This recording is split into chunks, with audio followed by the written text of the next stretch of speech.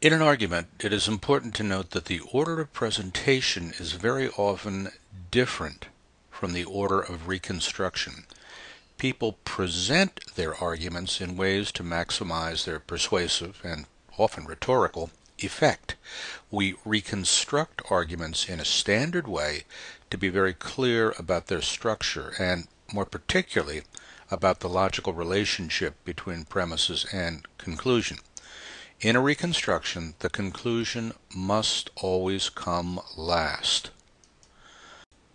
But in the presentation of an argument, the conclusion can come anywhere. Same deal with the premises. But note the key point. No matter where the premises and conclusion are located, their logical relationship remains the same. The premises must justify or support the conclusion. Here are some arguments where the conclusion is located at different places in the argument. Take a look. If we were to reconstruct these arguments, the conclusion would always come last and be preceded by the premises. But when we present these arguments, it matters not where the premises and conclusion are located. Sometimes we have difficulty discerning which statements are functioning as premises and which as the conclusion. Happily, arguers frequently give us clue words to help unravel their intent. These words are all premise indicators.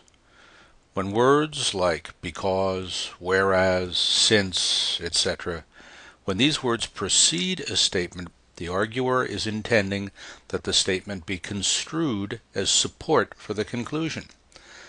This works pretty well, even if it's not 100% accurate. Here are some examples of premise indicators in arguments. Take a look at these. And by the way, you can pause this presentation at any point if you want to study the text on the slide more carefully. As with premises, there are also clues for conclusions. When placed in front of a conclusion, words like therefore, hence, so, thus, etc., very often indicate that a conclusion will follow immediately. And by the way, using premise indicators and conclusion indicators in your own arguments will make them much easier for people to understand, and that is a very, very good idea. Here are some examples of conclusion indicators in arguments. And as I mentioned before, you can pause the presentation and take a look at them at your leisure. Please continue to the next segment.